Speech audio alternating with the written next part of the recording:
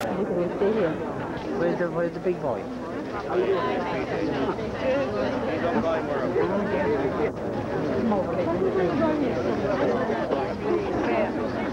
That's BJ.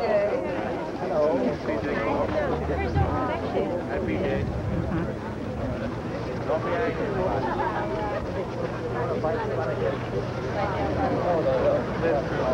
Police officer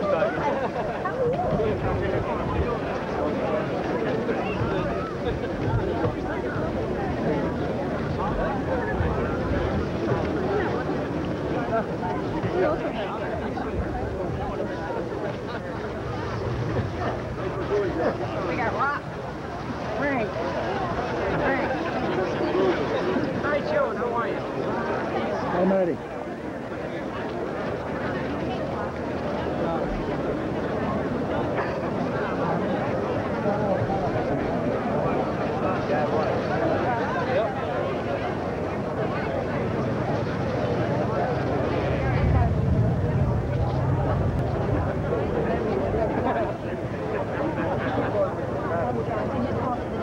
Yeah, we just drove the flight. Oh, yeah. Next time has a baby.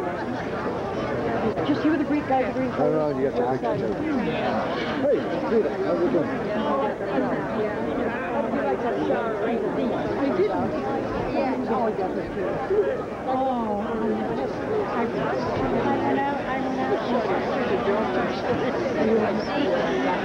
It goes all around. Where can I sit?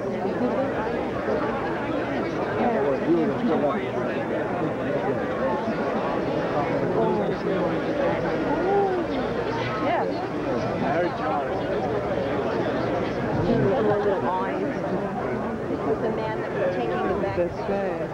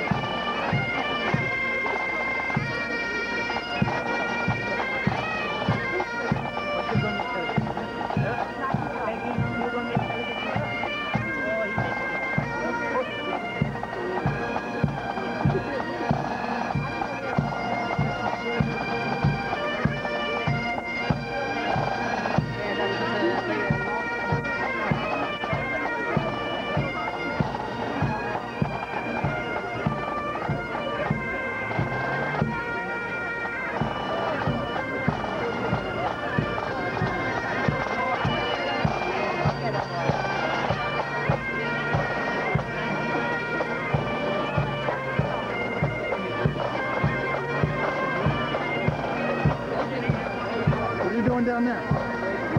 Waiting to take a good picture. How you doing?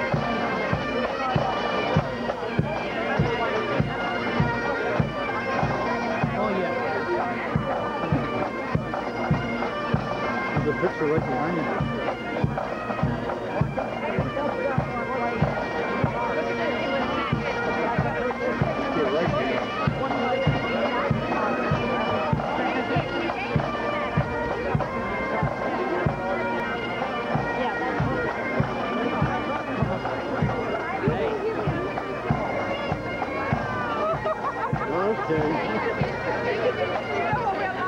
Oh, all right. The O'Day sisters. The ones from Abilene? Yeah. They're the ones? We're all sisters. The Abilene O'Days? Young Ireland Camogie.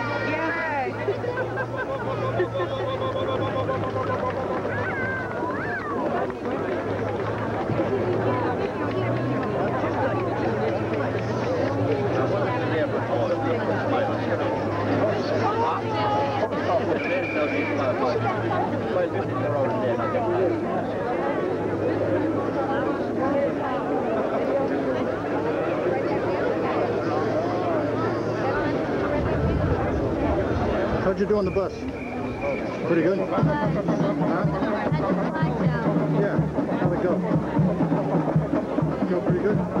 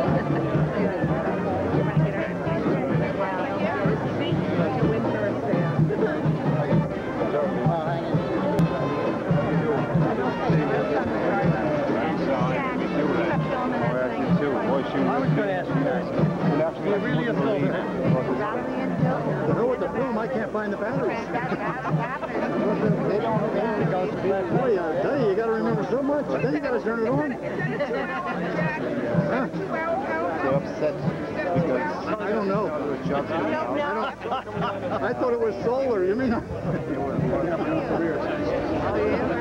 You mean it's not solar? Liz, will you be careful? He never is, Jack. That's when you're in trouble. Save some film. Hey, Willie Joe, how you doing? Good. The secret is not to use things. That's the idea. That's Willie. I bet you could even go rob a bank doing that. I talked to the warden.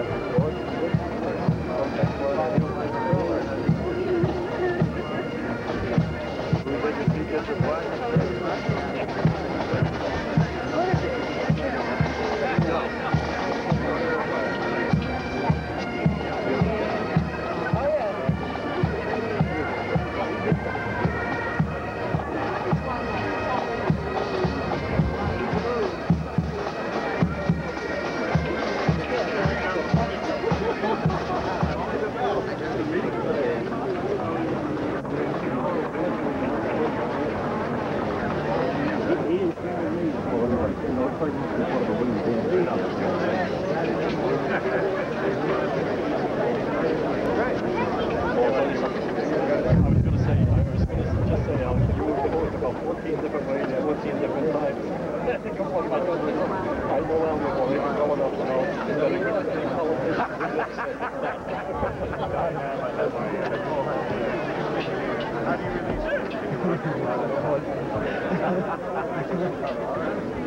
found out this morning that we'll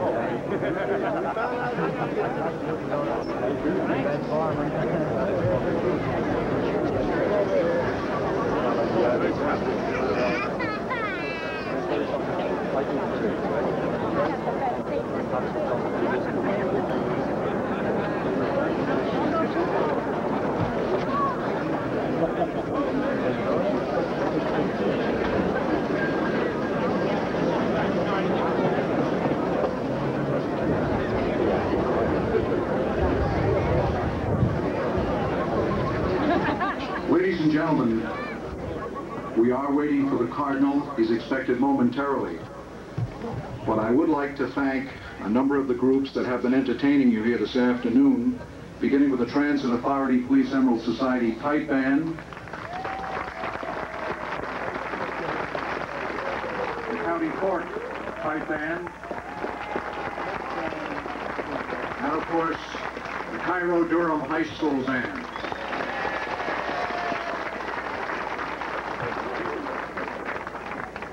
I'm not trying to frighten anybody, but ladies and gentlemen, sitting right in front of me, please, if you would stay in your seats. A great deal of work was done over the weekend, and the ground is shifting a bit.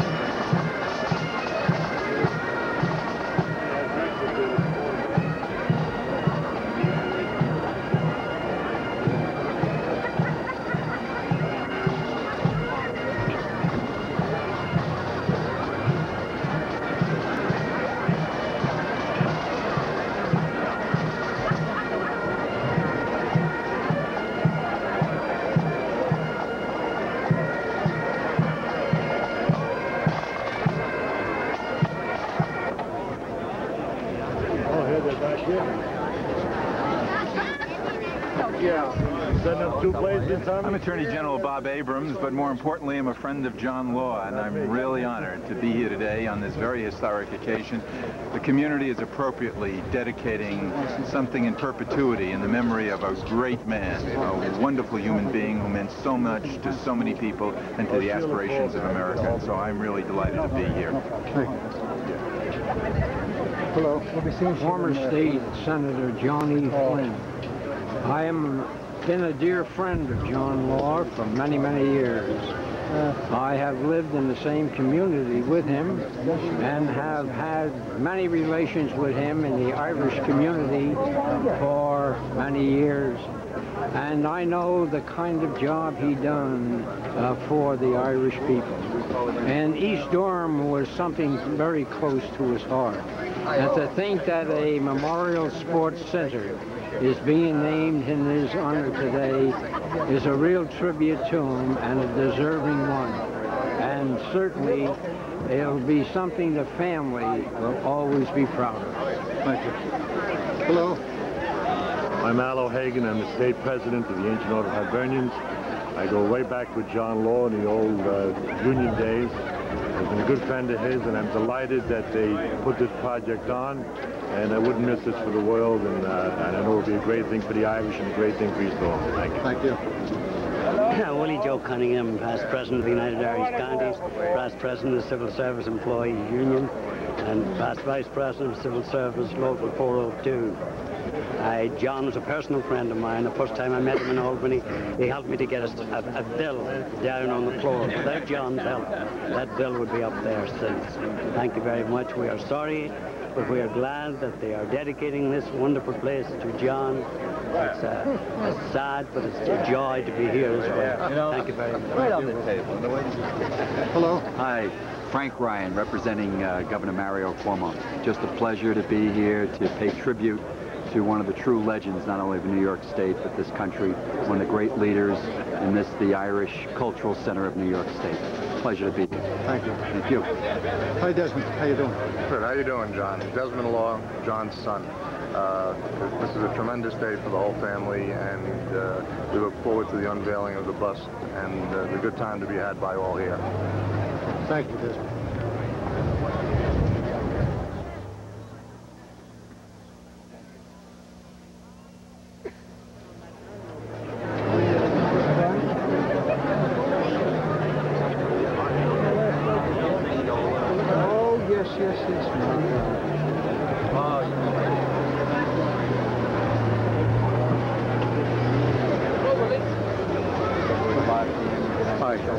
I'm Jack Irwin, former New York State President of the Ancient Order of Hibernians, now a National Director, and I'm very honored to be the Master of Ceremonies for John Lawe's ceremonies today. As usual, we're waiting here for the clergy. Cardinal O'Connor hasn't landed as yet. But we expect to start the festivities in a few minutes. How are you? How are you? How you doing? Yeah, good. Are you still parish? Great. Sitting down there. Yeah, great. You remember saying? Hi, Ed. Hi, how are you? Are you enjoying yourself? Yeah, thank you. Well, we're all delighted to be here today, and it's a dream come true for all of us. This wonderful sports stadium is going to be dedicated in a few minutes in the name of John Lawe. He was a man that did so much for so many. The dedication is something that really he had earned, because to have something named after John Lawe is very important to all of us. I'm delighted that we all will play a part in it. A lot of work, but the fruits we're reaping today. I think John Lawe was the type of individual that meant so many of us. And to me personally, he was a great mentor, and somebody that I respected more than I can just tell you at this moment. It brings goose pimples to my back when I just take a look at the bust. It's so real and so much like John. So I would want to wish the very best wishes to the entire organization up here and all the success in the world. Thank you, Ed.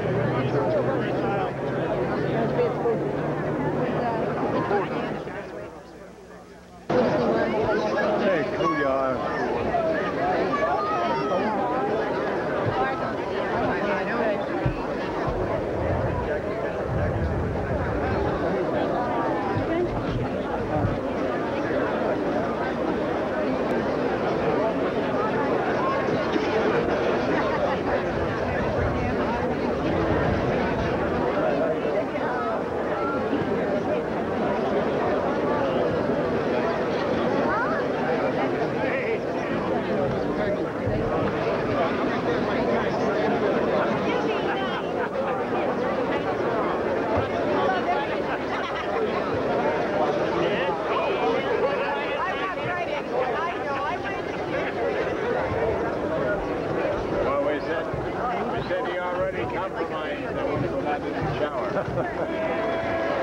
that Brian Moore? Is that Brian Moore?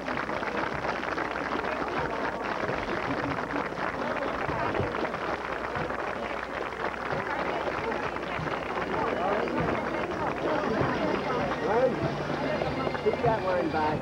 Keep that line back. Ladies and gentlemen, John Cardinal O'Connor.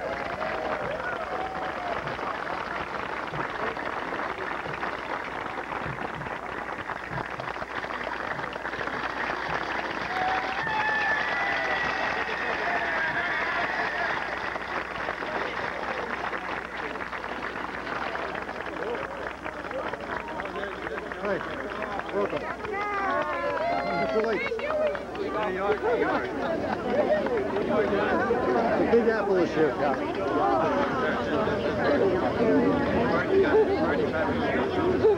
Hi, Terry. Hi, Neil.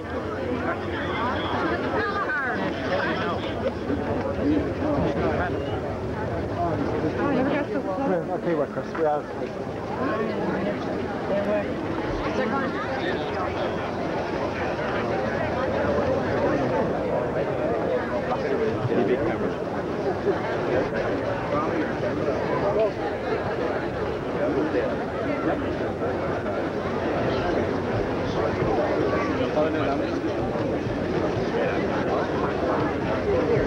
Ladies and gentlemen, could I have your attention? I just want to introduce Father Noonan for the opening prayer.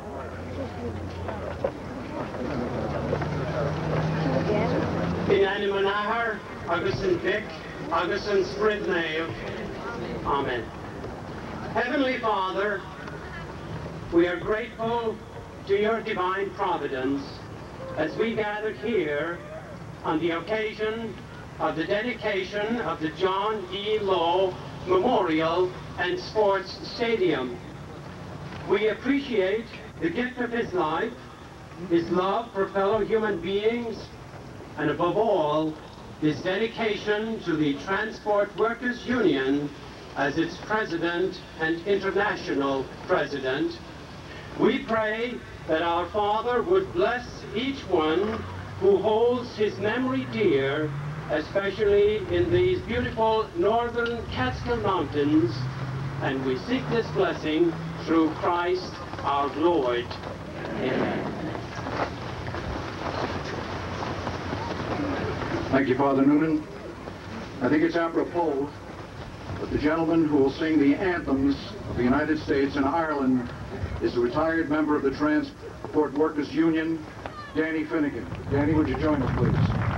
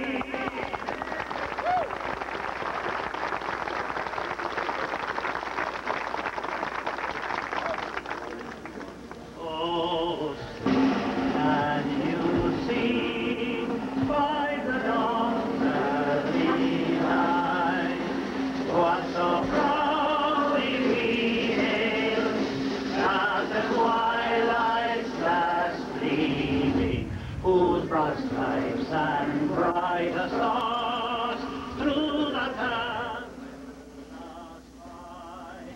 of the ramparts we watched, while so gallantly streaming, and the red's red glare, the bumpers in air, gave a clue through the night, that our life was still there.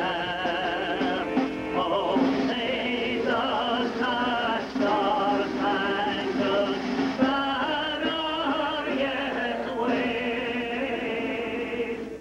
Oh, the land of the free and the home of the brave.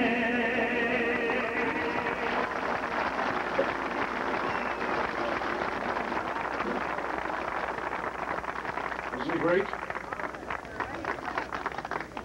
Cardinal O'Connor, Reverend clergy, Mary Law and family, distinguished guests, ladies and gentlemen.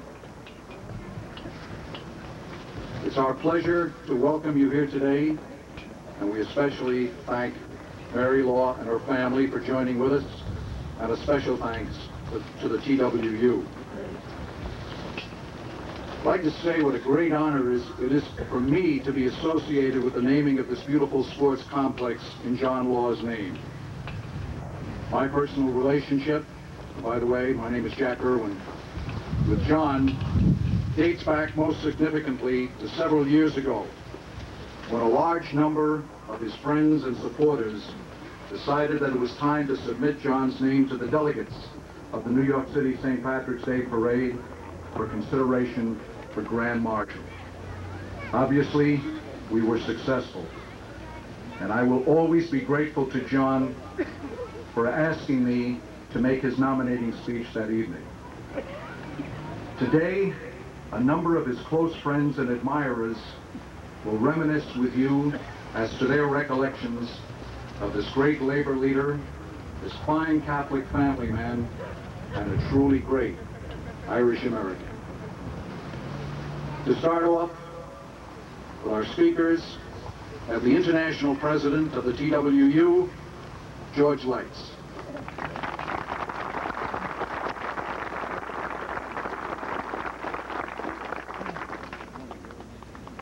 All right, thank you very much. When we went down to pick up the Cardinal, all the dark clouds were here, but I knew when we arrived back here, the sun would be shining, and so it is. This is certainly a great day.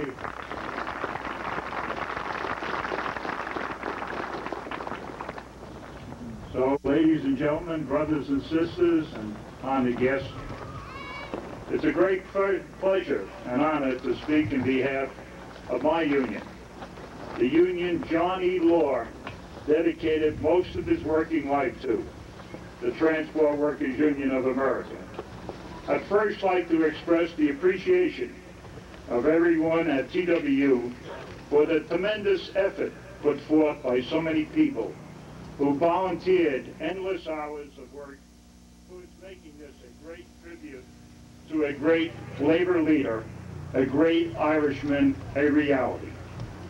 People from TWU, the labor movement at large, the business and Irish communities from both the city and here in the East Durham area all work together in a true labor of love to make this day a success.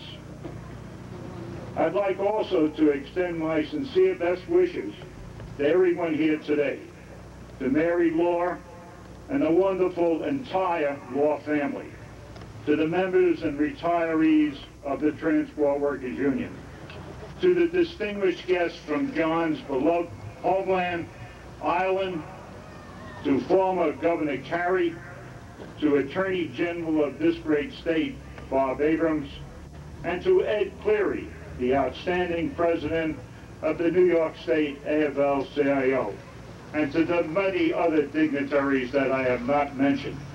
To my friends and colleagues from TWU, Sonny Hall and Charles Foley, and especially to His Eminency, John Cardinal O'Connor. I think we all recognize that Cardinal O'Connor's work and influence transcends the religious community. His outspoken support for working people, and in particular union members in crisis, has often made the difference between an all-out labor war and settlement through good faith collective bargaining. The part that Cardinal O'Connor played just last week in the negotiations to save the New York Post was crucial to a settlement. And last year, his courage in support of hospital workers saved the city from a major health crisis. We in the labor movement thank you, Cardinal O'Connor, from the bottom of our heart.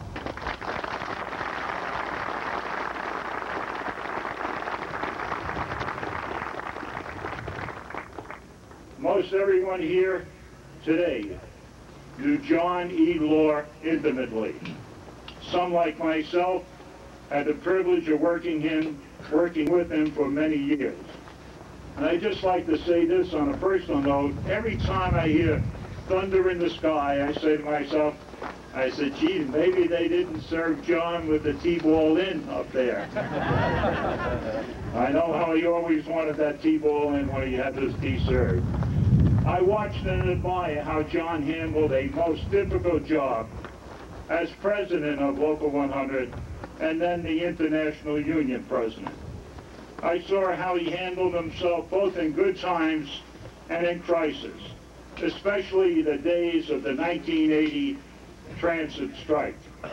John Lawe never took the easy way out. He led his union with strength and courage. He stood up to his critics with honesty and conviction, and in the end, he was always able to look his membership in the face and said, I did the best I could. For these reasons, this tribute to John Lawe is so important to our union, which was founded by mostly Irish immigrants.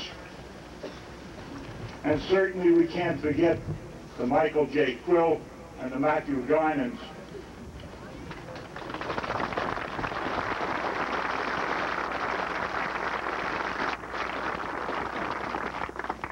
The TW was founded nearly 6 decades ago on the principles of democracy, honesty, and equality. But this tribute also has great meaning for everyone, especially the young people, who will come by and view it in generations to come.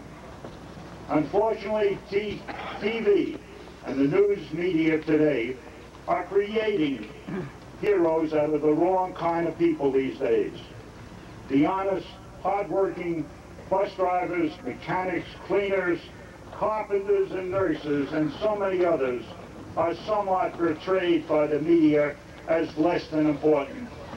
Hopefully these young people will view this memorial and this facility and think twice about the real heroes of our society are. And maybe they will realize that the people who worked hard for a living and the people like John Lawe, who dedicated their lives to bettering the lives of others, are the people that should be praised. I thank you, and God bless you all.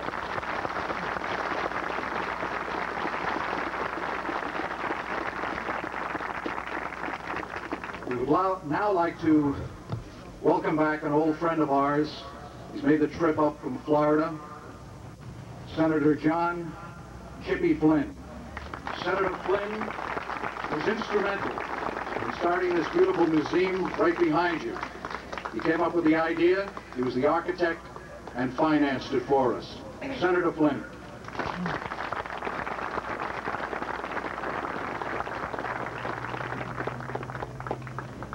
Mr. Chairman, Your Eminence Cardinal O'Connor, our Attorney General, Mr. Abrams, Governor Carey, distinguished leaders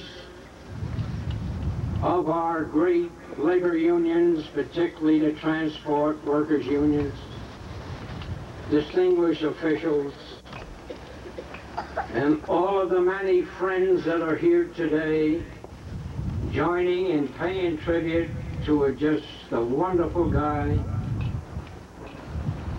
Mrs. Lawe, and that wonderful family.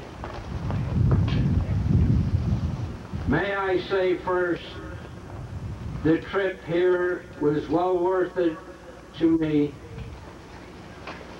for two reasons. First and foremost, that I was able to come back here and to say thanks to a man that I respected so highly, one who I worked with for so many years, and one who I have the greatest respect for his integrity, his concern for people, and his devotion to the community in total, and particularly the Irish community. The second reason I want you to know that 25 years of my younger life I spent every summer right here in East Durham, right in the area in which you're sitting now, about 2 miles from either direction. So I know this area so well, and it just makes me feel that much prouder that to think that the place that I spent my childhood is the place where a dear friend is going to be honored, and I'll always remember that area for that reason.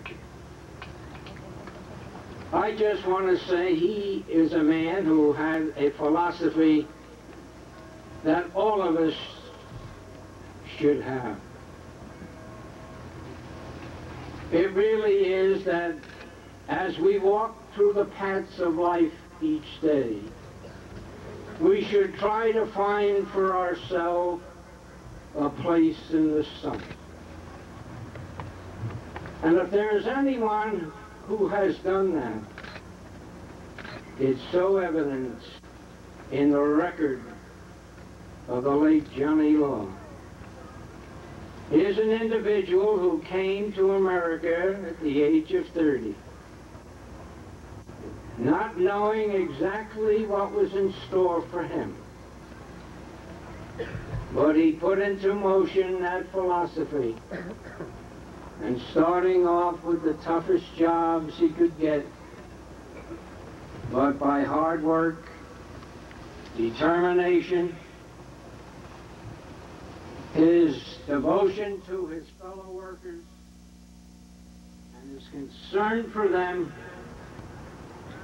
he manifested that kind of feeling that he was going to make it so that he could help his brothers.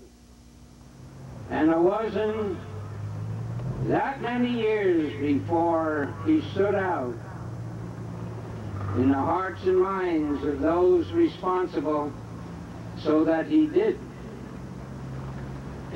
take the position of responsibility in the Transport Workers Union in New York, where we all know the history and a great job he done.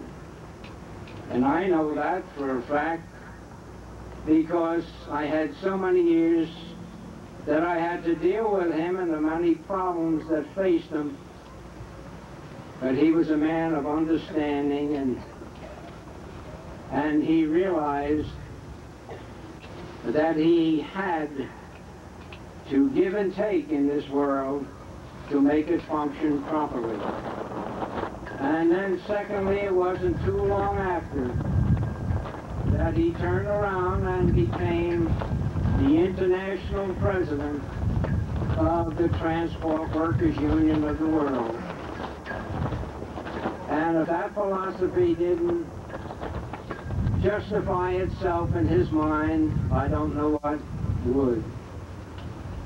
So that's the kind of person he was, and that's why we should be awfully proud of him. The second and final thing I want to say is, as I am looking ahead here, I'm looking at that building across the way from you. The new Irish American Heritage Museum. Johnny Lawe was a trustee. I'm fortunate to be one, and there's many of them here today, including its chairman, Joe Dolan. And your master of ceremonies, John Irwin, is on a board, and they're cheering him, and many others who are trying to tell the story of Ireland and its culture. And Johnny Lawe worked awfully hard to make sure that we done the right job. And there is the beginning of a story right there. And here it is right adjacent to a field that's being dedicated as a memorial sports center called Johnny Lawe. So as far as I'm concerned, if this man ever deserves anything, in my heart, it's because he's worked so hard, so long, and for so many. And finally, it's because he followed one philosophy that I always believed in. And that was, while it's nice to be important, he always felt it was more important to be nice.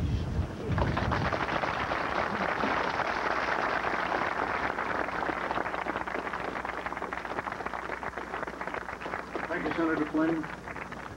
Next gentleman, we're indebted to him for making the trip to East Durham today, is the Attorney General of New York State, Bob Abrams.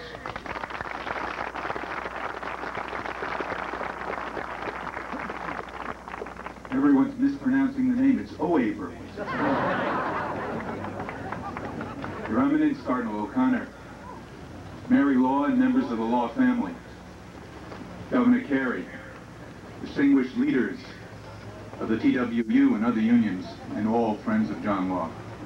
What a great day. It's a great day for the Lawe family. It's a great day for the TWU. It's a great day for America.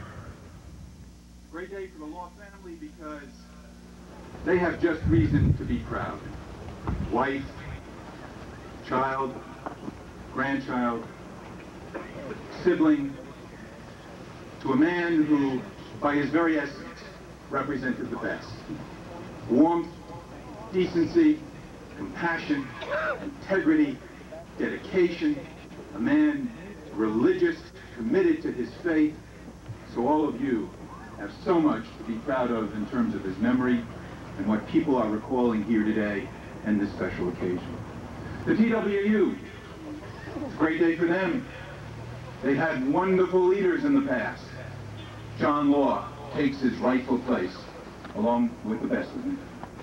John was tough, demanding, not for himself, but for his members. He never forgot his members. Whenever he was at the bargaining table, he was thinking of the men and women of the TWU. And what was great about John was you always knew where he stood. He was straight. He was honest. You never had to worry about where he would be coming from next.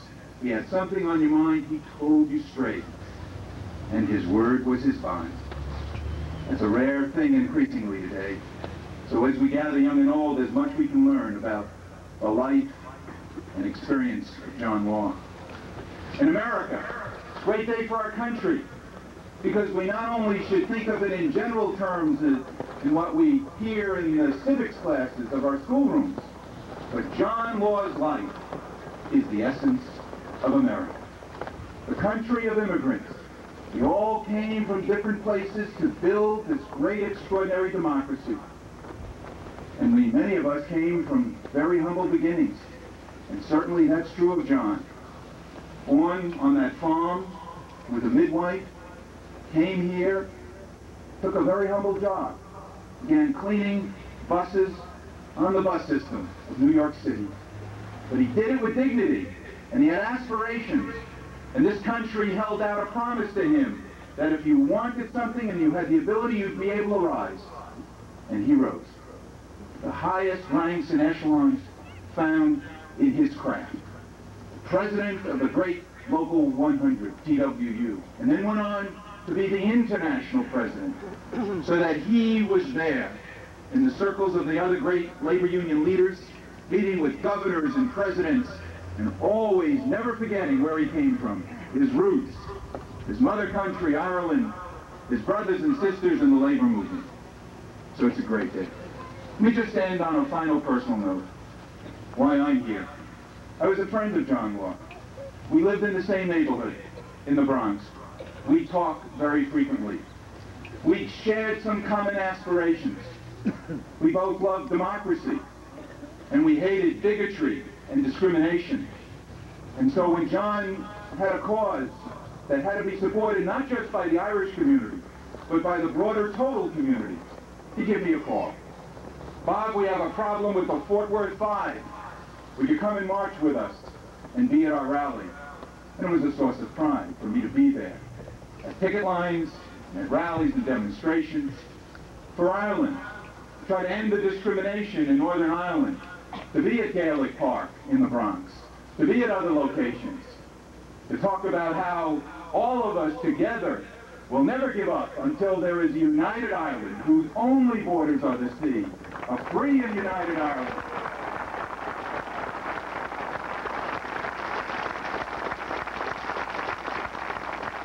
That was a burning passion of John Lawe. And he showed that you can be many things at one and the same time. A proud American, and a proud Irishman at the same time. A religious man, but at the same time interested in sports and kids and the things that are very important in life. And so, all of us who ever got to know John will always have indelibly etched in our heart and in our memory the wonderful life and essence of John Lawe. Today we do something else. We'll only be here for a limited period of time, but this site and this place will be here for all time. And so what we are doing is passing on to our children and our grandchildren the name and the legacy and the likeness of John Lawe, so that all those who come in the future will know that a great man walked on this earth, and he represented the fundamental values of life. His religion, his faith, democracy, America, reaching out to all people. And so John, I think he's perched right up there. He's sitting right on that cloud, looking down with that wonderful, beaming smile on his face. And I'm sure he's got some word with a rich brogue that will somehow, in some way, say, gee, you're all great to come together. Thanks a lot.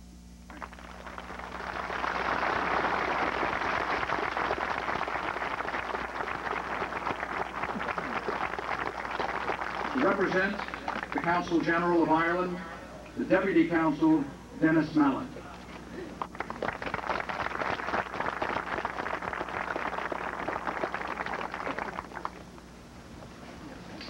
Your Eminence, ladies and gentlemen,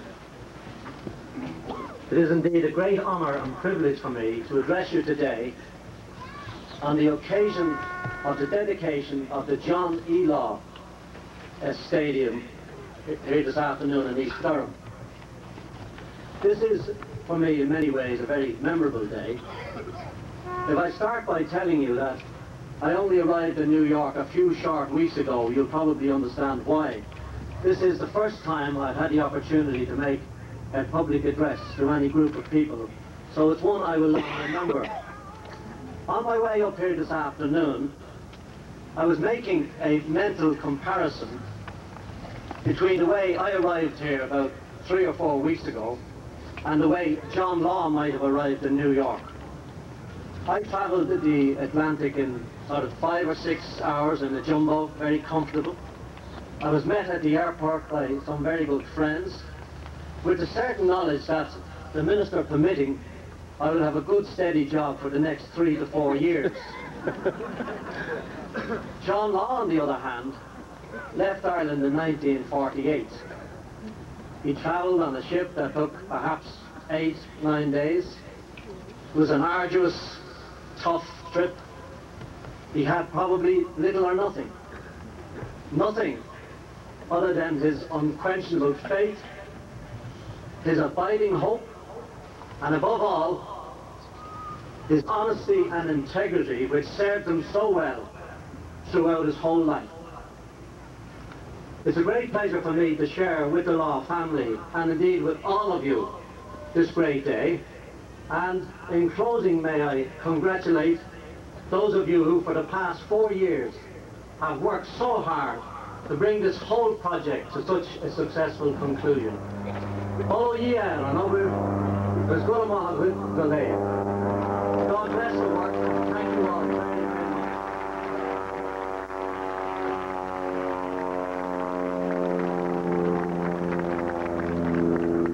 This next man really doesn't need any introduction. He's a man who has never forgotten his roots. In fact, he's one of the individuals I think that Senator Flynn neglected to mention is also a trustee of our museum right behind you. Ladies and gentlemen, Governor Hugh Carey.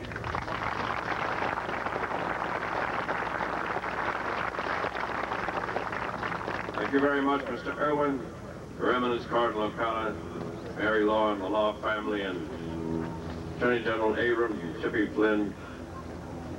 I look out among you.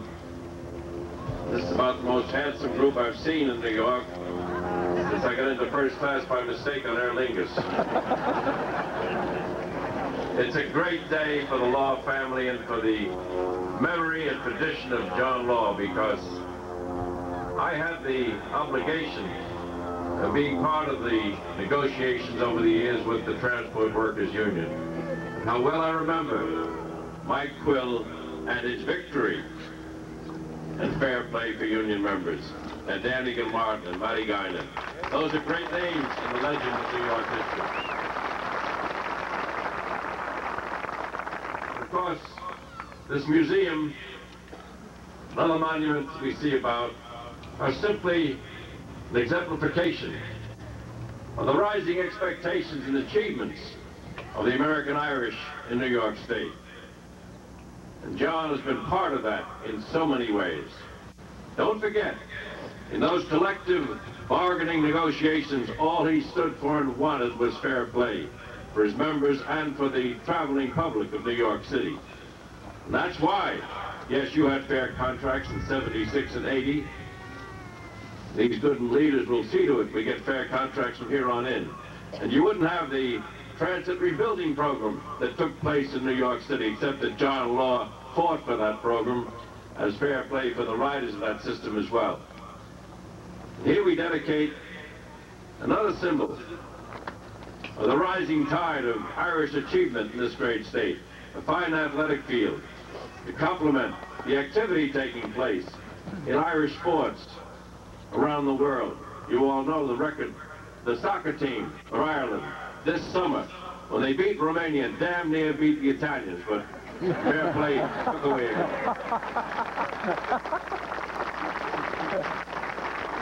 And the spirit of fair play will take place upon this field as a monument and memory to him who stood for fair play and collective bargaining. As you know, the Irish are expanding in all sports. Christy O'Connor and Harry Bradshaw in golf and all of these things. In fact, I'll tell you a golf story about an Irish couple who were playing on the public course. They paid the high green fees and they wanted to play this day, the husband and wife. But what happened but a terrible thunder and lightning storm struck. And the green fees were so high, this fellow's name was O'Connor, he wouldn't quit. But on playing right through the thunder and lightning, all this terrible boat struck, knocked him dead along with his wife, both of them. They appeared in heaven, they were St. Peter, said, how did you two fellows get here? What do you do? Oh, he said, lightning struck. Oh, yes, he said, we're here because we love golf and nice to come to heaven, but we're going to miss the golf. He says, miss the golf, St. Peter. We've got the finest golf courses in the world up here, anywhere. Let me show you one. O'Connor said, my God, that looks better than Augusta. He said, look at the clubhouse. Saunas and wonderful barbecues and all kinds of wonderful activities over here for you and your wife anytime you want. Yeah, but he says, we'll probably never get a starting time. He says, no, no, no. He said, hey, Peter, we've got 14 golf courses, each one better than this. You play anytime you want. So he kind of turned to his wife and looked. He says, you and your old friend, we could have been here 14 years ago.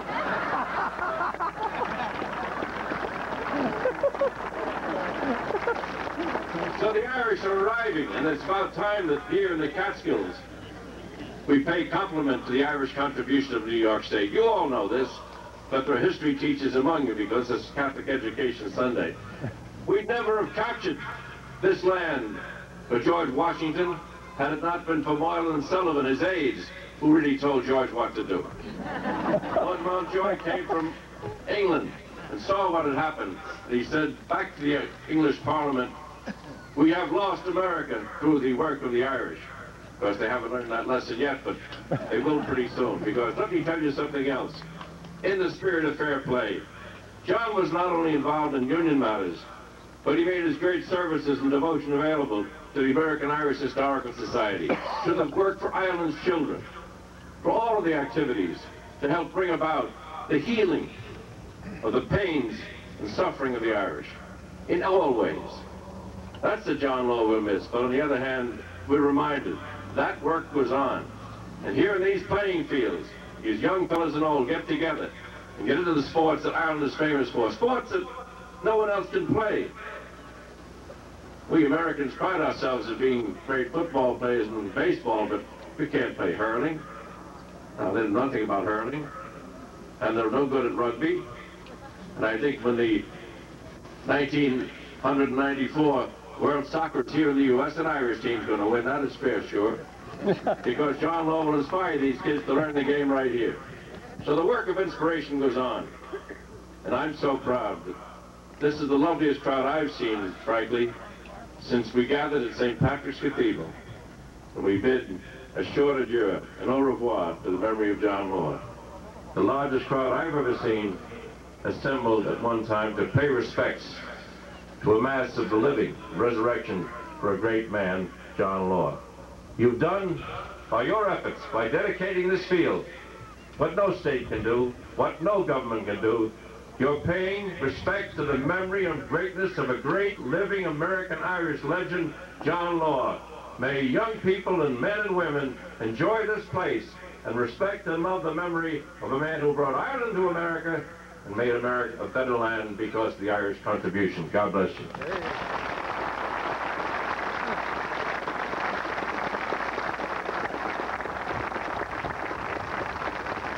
Our next speaker is from the same parish in Ireland as John Lawe. He's the Irish Minister of Finance, Albert Reynolds.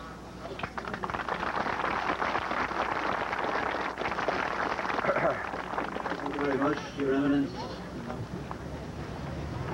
Distinguished guests, Mary Lawe, members of the law.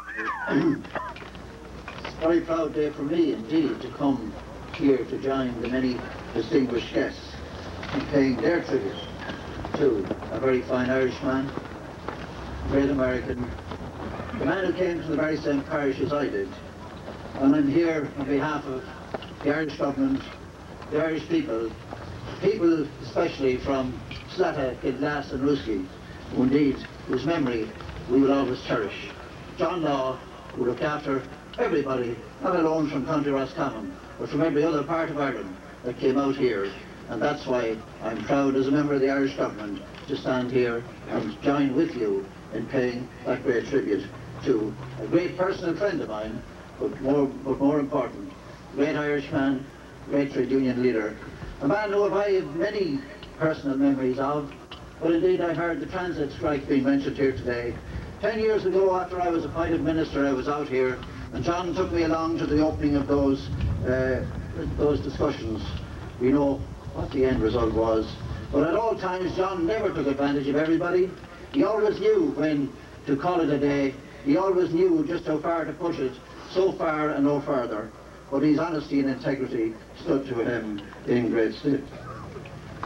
And I think in joining with you all here today, we couldn't have a more fitting tribute to John Lawe than the fine stadium, which in the future will play a key role in Irish culture as a sports centre. In life, John Lawe was a man who never forgot his roots or his heritage. He was born and bred in the parish of Gibglass, and you will understand if I say that he had every reason to be proud of his birthplace. As we, both of us, grew up in that same parish, it is a heritage and a pride that both of us have cherished. As one of 10 children, life was not easy, but he was imbued with the qualities which would bring him into much recognition in later life. When he was cutting turf and as a young man for Bordnamona in the bog at Kilbarry and just outside of Rooski, little did any of us imagine that indeed one day he would wear the Grand Marshal's sash and lead the great St. Patrick's Day Parade down Fifth Avenue in New York. You were proud of him, so were we on that memorable day.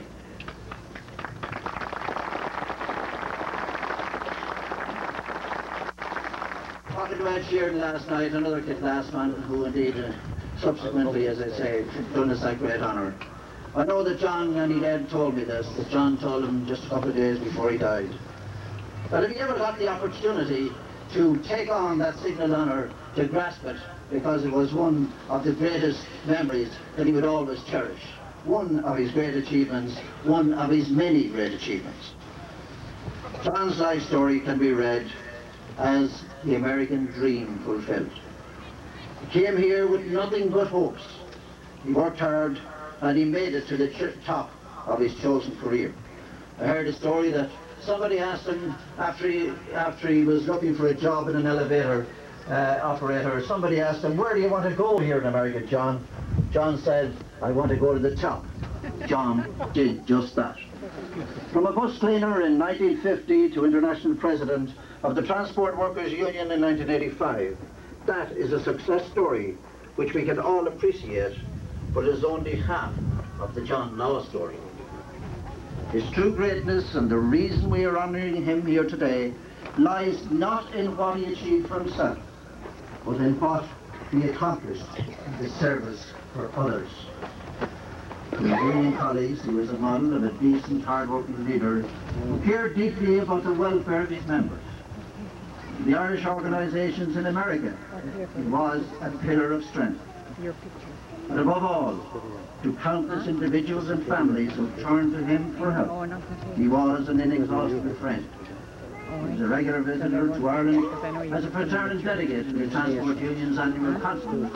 And indeed, at times when we were getting it fairly tough in industrial relations, I remember him offering his words of counsel and advice to another great Transport Union leader, the late Michael Mullen. John and him were long-lasting friends. Sorry. I would like to congratulate firstly the President of this Central Zone of Gallagher for the great work which he is now beginning to bear fruit here in the Irish Catskills, the Irish Alps, as Cardinal O'Connor said to me as they arrived here today. I want to take the opportunity of wishing you every success.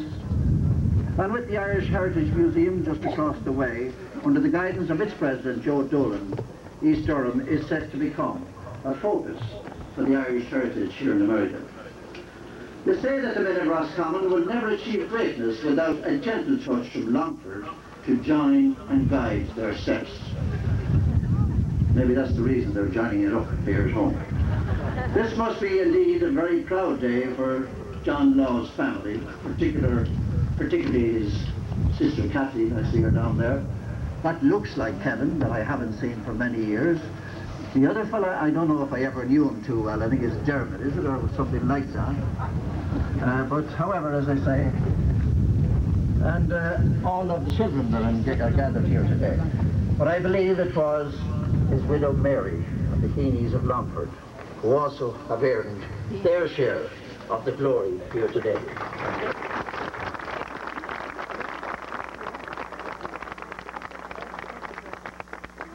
So I'm delighted to have been here today and indeed to have had the opportunity of saying these few words of tribute to an old personal friend of mine, John Lawe.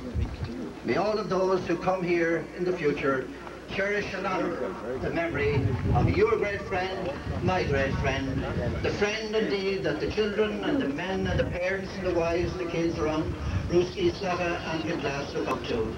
Indeed, who has shown how he can come to America with nothing but hopes, and indeed get there to the top. May all of those who play here and indeed take inspiration from John to live the life that he lived, and indeed make as big a contribution to this great land of the adoption of many, and indeed to honour and cherish his memory as an Irishman and as a great American. Thank you very much. When any G. Croker or Holland, I was to marry Miss Joe.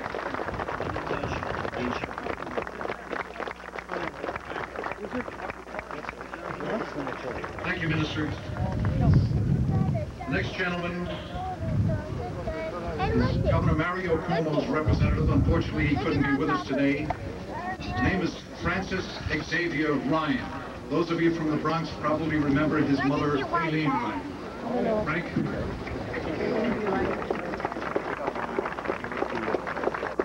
Thank you very much, Jack, Your Eminence, Governor Carey, Attorney General Abrams, Senator Flynn, Minister Reynolds.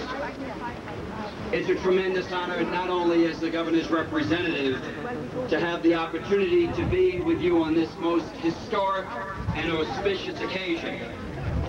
Of course, the governor sends his greetings and his sincere regrets at not being able to stand with you and this outstanding dais and all present as you dedicate the John E. Law Irish Cultural and Sports Center. What could be more fitting a tribute to an individual who championed the causes of labor, which, while never forgetting his ancestral roots. This stadium will be a tribute to the working men and women of this state, as well as the tremendous contributions of all Irish Americans. John E. Law, as His Eminence has stated, was a decent, honest Union man. He was also blessed with that Irish toughness and sense of humor that made him one of the most outstanding leaders in this country in the 20th century. I find it fitting that the John E. Law Memorial was being constructed from Hamilton bluestone, a type of stone known for its durability, indigenous only to this region of New York State and Western Ireland. John E. Law, labor leader, father, devoted husband, true Irish American. This Irish Cultural Sports Center will be an everlasting reflection and reminder to the people of your exemplary work. I join with the governor in congratulating his wife Mary, his great family, and all those who have made this important day a most historic and rewarding one, the State of New York solution. Thank you very much.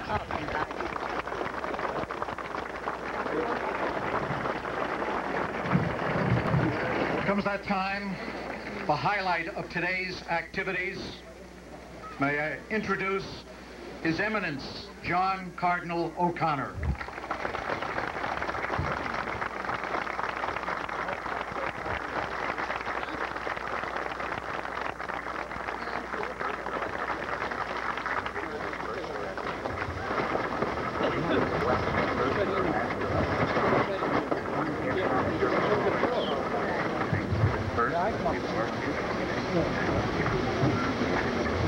Come back to City.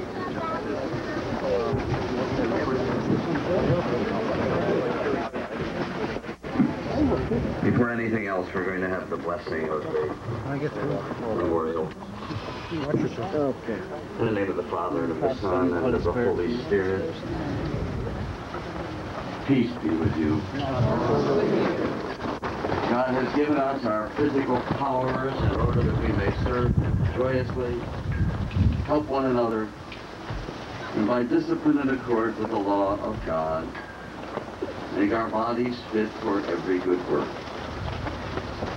God therefore approves of our recreation for the relaxation of our minds the exercise of our bodies. The care of our bodies fosters mental well-being. We more readily establish friendly and affable relations with other people. Paul told us in his letter to the people of Corinth, "Do you not know that the runners in the stadium all run in a race, but only one wins the prize? Run so as to win. Every athlete exercises discipline in every way. He does this to win a perishable crown, but we an imperishable one. Thus I do not run aimlessly. I do not fight as if I were shadowboxing. No, I drive my body and train it, for fear that after having preached to others, I myself should be disqualified." Now let us pray. Lord, we sing your praises without ceasing. You rule over all things with wonderful order. You temper the cares and burdens of our toil. And by giving us rest and healthy recreation, you refresh our weary bodies and minds. We entreat your kindness that this place and its facilities will contribute to leisure activities that renew the spirit and strengthen mind and body, and it will serve as a fitting memorial to John Lawe. Grant that all who meet here may find the enrichment of companionship and together offer you the praise that is your due. We ask this to Christ our Lord.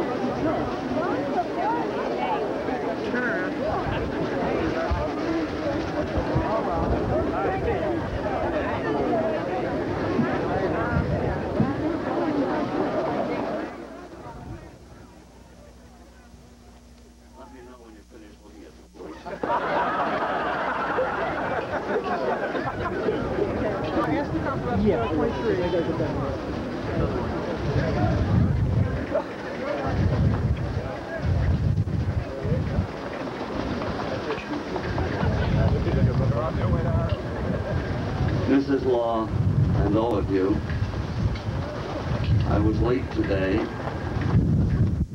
I'm sorry, but I had a very good reason. We were about 100 feet off the ground as we left New York in a helicopter when I looked up at the blades swinging above us, and I saw that only one had a Union label. So I insisted that we go back again and have the blade changed, and that's why we're late. As a matter of fact,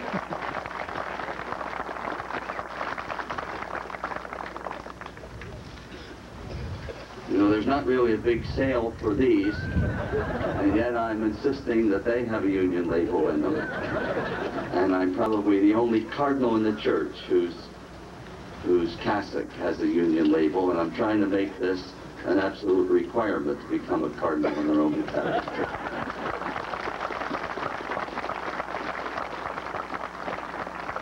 I sat down when you talked. Aren't you going to sit down? You give me the impression that I'm expected to be about a minute and a half. And I sat there very patiently. And these people have been waiting for me. Thank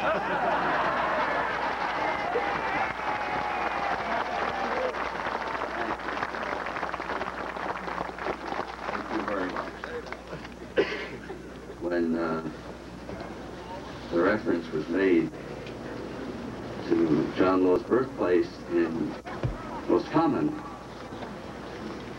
I can tell you that this past summer, I spent a day in Roscommon with my associate Monsignor McCarthy and the O'Connor clan from all over the world. It was an absolutely magnificent day to get back to my roots. They had me plant an oak tree, symbol of the O'Connor clan, and the town officials came to me, presented me with a plaque, and they said, "We want you to know that we consider you the second most important man ever to come from Roscommon."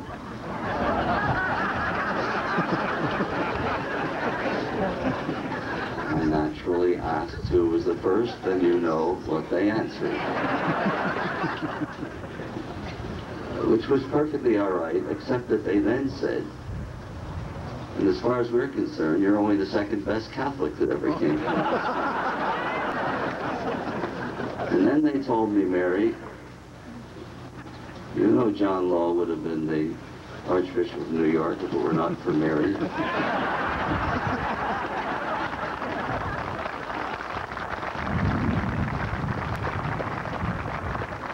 And I think if I had met Mary when John did,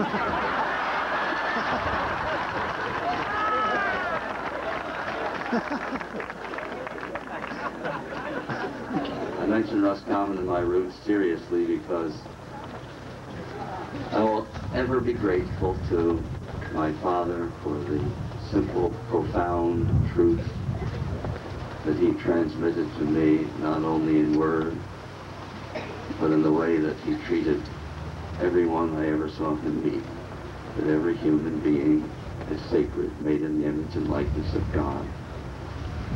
Being rich doesn't make you sacred. Being poor doesn't mean you lose your sacredness. What you do, what your status is, your prestige, this means nothing in terms of your worth, because you were made in the image and likeness of God. And he explained to me very clearly that this is why he became a Union man and why he remained a Union man till the day that he died. He was a very skilled craftsman. He was so unique in his skill. I think at the time there was perhaps one other person his equal in the United States. He was so unique that he didn't have to be a Union member to get work. But he believed that he owed it to his fellow workmen. He couldn't imagine going on a job in which he would be treated differently from anyone else, merely because he had been blessed with a particular skill that he had inherited from his father, and that he'd spent a 7-year apprenticeship in his day to bring it to perfection. He would never cross a picket line, although his work as a gold leafer, a very special gold leafer, doing the ceilings of churches and the ballrooms and so on, was always in demand. Even in difficult years, there were always wealthy people able to pay for that kind of adornment. But if others couldn't work, he would make the sacrifice. And we were taught to make the sacrifice with him. When I was a kid, I didn't know what it was to have 2 extra nickels to rub together. We never thought of ourselves as poor. We thought that we lived in dignity and in decency. We had a roof over our heads. We had enough to eat. It was never luxurious. And we felt that we were really worth something because my father had taught us that we were human beings made in God's image and likeness. how could you be adequately grateful for having been taught that? Because the people of the Catholic Church paid to educate me. I have a few degrees. I've spent a lot of time in foreign lands and traveling the world. I am given visibility today that is frequently extraordinary. I'm given a lot of deference. I'm given a lot of prestige. But nothing that I have ever been taught has been more important than my father's teaching me about the worth and the dignity and the sacredness of every human person. And with that, with a great respect for people who work with their hands, whether they use those hands to drive buses and trucks, or to chip and paint, or lay brick, or whatever it may be. This I've always considered a great gift. It would be impossible for me not to support the right of people to organize together, to engage in collective bargaining. Some nice things were said about me today by the international president and about my support of unionism. I couldn't do otherwise. You know that my father would come back to haunt me. I just, it's not in my being. It is true that when I helped settle the negotiations with the healthcare workers union, this cost the church a great deal of money that I have to raise. And I thought the least the union leader could have done would have come around and say, look, we really didn't mean it. But he did mean it, and I meant it. And I mean what I say, that as long as I'm the Archbishop of New York, and there are quite a few people who hope that won't be much longer, as long as I'm the Archbishop of New York, I will die before I will deliberately try to exploit people who work for the church. I will do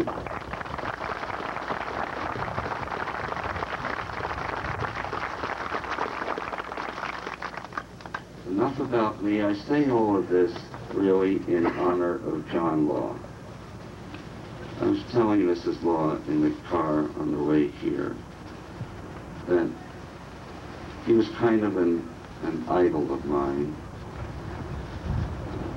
a real hero. In some ways, he looked a lot like my father with pure white hair. My father's hair turned white when he was 21. A prospect, I think, of my being born. Mr. Lawe's hair became white a little bit later, not too many years. And when I would look at him in St. Patrick's Cathedral at the Mass that we have in conjunction with Labor Day, I would have to think of my father. I would have to think of how proud my father would have been to have known John Lawe. I had to think of the fact that my father would have said to me, that's the kind of man I've always been telling you about. I told Mrs. Lawe that it was a wonderful thrill for me to see him at those Labor Day Masses. Although I deeply regret that he never put a nickel in the collection.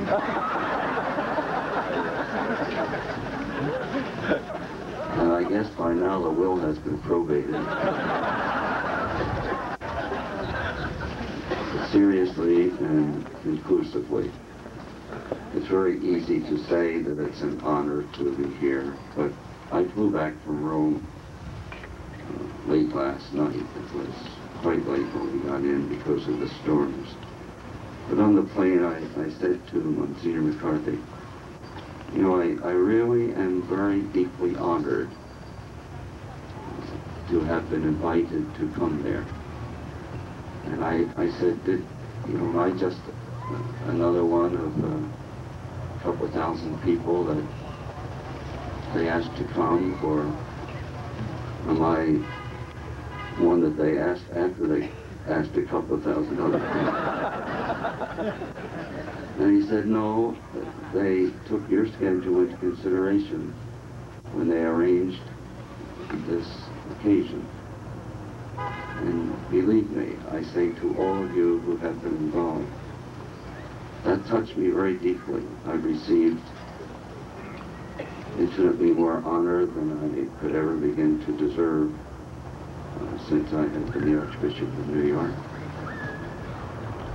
And a few dishonors that I assume I do deserve. But because of my background, because of my affection and respect for John Lawe, because of my own father, I can say to you honestly that I've never been more touched than to be invited to be a key part in this particular celebration. I consider it the honor that I have received as Archbishop of New York.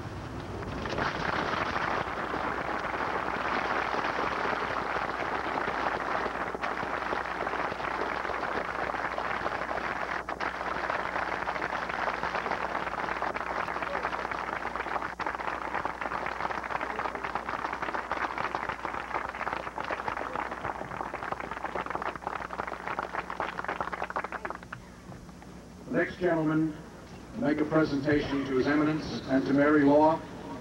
He's the president of Local 100 of the Transport Workers Union, our own Sonny Hall.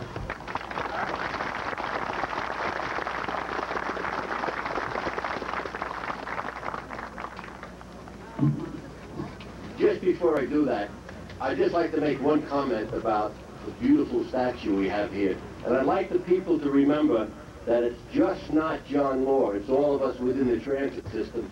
It's Monsignor Doherty and his dad, and my dad, and all the white workers, and all the black workers, and all the Hispanic workers in the transit union throughout the whole system. This is all part of us. This is all our day. So remember, it comes from everybody within the Transport Workers Union.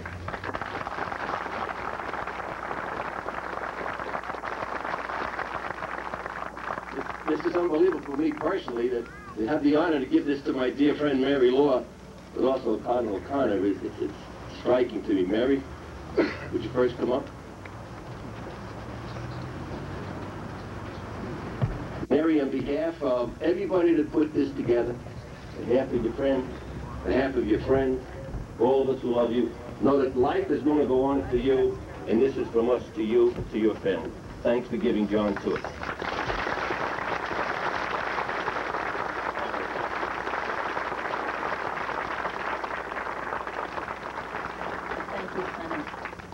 Thank all of you for coming here today. Unfortunately, or maybe I prayed for this, the condition came on time.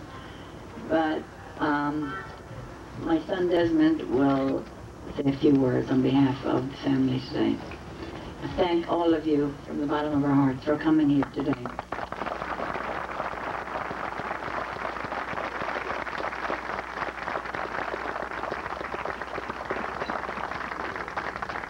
Your Eminence, maybe I should start this off just for 1 second to say to the many thousands of people who came to today's Mass and heard probably for transit workers one of the best sermons we've ever heard from Monsignor Doherty.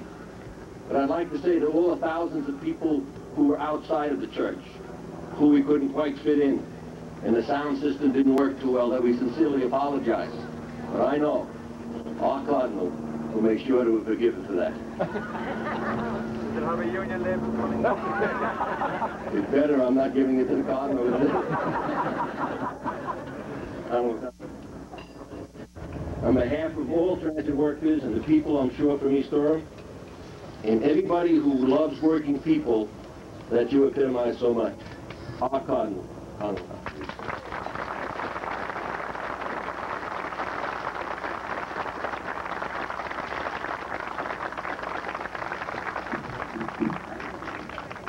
Our last speaker today will speak on behalf of the Law family, Desmond Law. Desmond, if I may present you the proclamation from the President of the Borough of the Bronx, Fernando Ferrar. He's proclaimed September the 23rd, John E. Law Memorial Sports Stadium Day.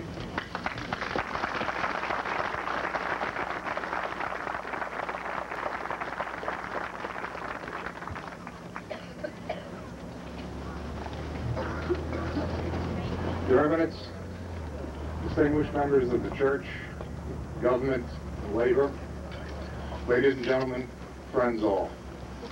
On behalf of my family, I'd like to thank all of you for making this day come true. It would take me hours to list all the people who put their time and effort into making this memorial possible. People like Ed Sheeran and the members of the Transport Workers Union. There is one man, though, that I need to talk about. He's the man whose drive and determination made this memorial possible. He was my father's best friend, and he's known to me as Uncle Jack. I'd like you to join me in giving this great man, John McGrath, a round of applause.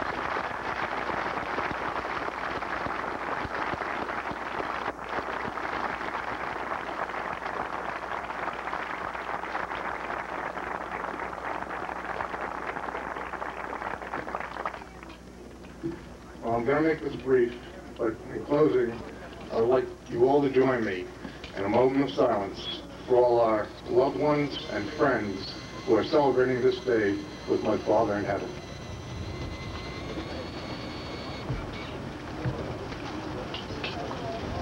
Thank you, everyone.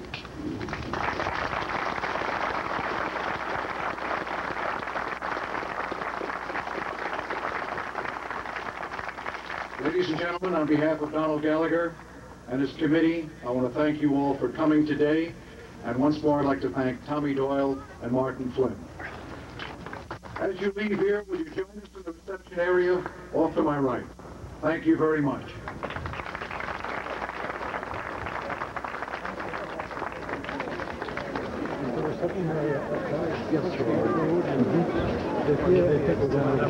What? As I was saying, up in the reception area, they have ushers there every meeting.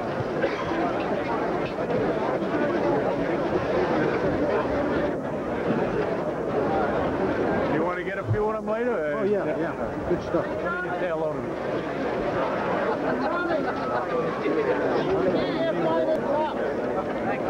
I can't find this top.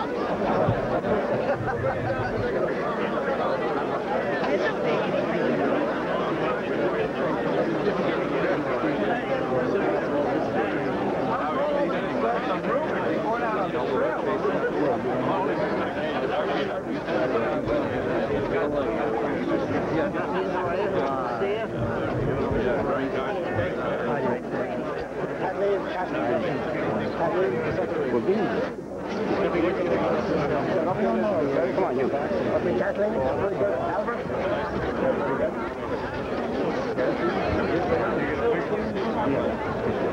Yes, I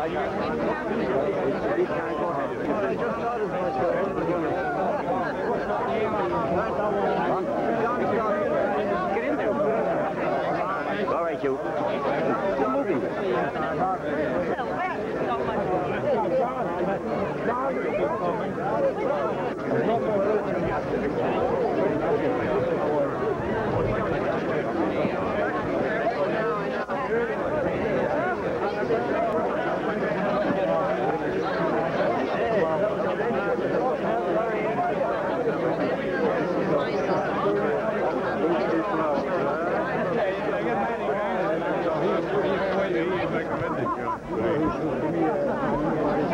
What is that for? Hey! How are you? How you doing? Good. Good. Matty. Yeah, we can go in there. No, I said, no, This guy would like you to say a few words. Go ahead. Go to short, sir. Hello, Mr. Garnon. Yes, sir. Matthew Garnon. Absolutely. Hi. Proud to meet you. Well, it's a pleasure being here. Not so much why I'm here, but to meet people I've known for years and years and haven't seen them for many years. So God bless them all, and thanks for being here. How do you like the pitch? The monument and the field? I like it very much. I like it very much. Very much. Yeah. I tell you, I was surprised at the crowd here. It's so vast. Beautiful place. Well, enjoy yourself and have a good time. Thank you, Mr. Garland. Okay. Pleasure.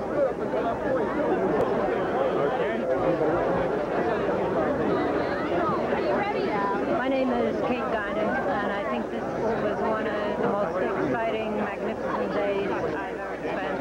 And I'm really proud to have known John Lawe. He was a great man, and I loved him dearly. Thank you, Kate. My name is Krista Hosey, and I'm very proud to be a part of the memorial in honor of John, and I'm glad that everything turned out so nice. Very happy. Go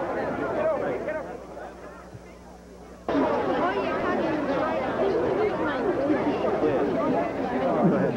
Hi, Mike. Hello, Jack. Mike Meehan, how are you? Not bad, Jack. I'd just like to offer my congratulations to all of the people involved in creating this beautiful memorial to John Lawe. John is certainly most deserving of this tribute. He spent close to 40 years of his life involved in doing all kinds of good things for the Irish people of the city of New York. It's a fitting tribute that all of these people showed up here today to have this beautiful bust of John available for all of the people. Thank you very much. Michael, may I take this chance to thank you for the work on the journal? It was a pleasure, Jack. It was a massive journal, possibly the biggest journal I ever worked in. Certainly the one that brought in the most money. And again, it's a tribute to John Lawe that this kind of money was raised with the journal. Okay. Enjoy your day, Mike. Thank you, Jack. Bye now. Hiya, Frank. Good, yourself, man. I'm looking My name is Brian McLaughlin. I'm the assistant to the president of the New York City Central Labor Council. I'm here today joining our friends from the Transport Workers Union and members of the Lawe family, this dedication. John Lawe was not only a great leader of the Transport Workers Union, but was a vice president of our New York City Central Labor Council, served with distinction. His wisdom is missed by all in the labor movement, and we're happy that we can be proud of this, part of this proud dedication here today. Thank you. Have a good day. Yeah, thank you too. Yeah, Matthew. Ed Cleary from the New York State AFL-CIO. Yeah. Glad to be here with the people of East Durham and members of the Transport Workers and Mary Lawe and Jack McGrath and Elizabeth McGrath and the Lawe family. It's just a great day. Had an opportunity to be with John on his last trip to Ireland and have great fun memories, and I think today will be the final of my memory of John Lawe. He had a great life, and he's made great contributions, and I just feel good about what happened here today. We'll always remember him. Thank you, Mr. Cleary. Okay. Goldberg, member of the Irish American Labor. Fred Goldberg, President of Taxi Drivers Union, Executive Board Member of Service Employees International Union. I knew John Lawe very well. I sat with him on the board of the New York City Central Labor Council, and he was the type of guy, he'd go out of his way to say hello to you, and he'd go out of his way to help you. He was a real good labor leader. Thank you. How are you doing? Why are you looking up there? Joe Jameson. I'm director of the Irish American Labor Coalition, and I'm happy to be here. John Lawe was my mentor and teacher and my boss, and I'm very honored to be here with him.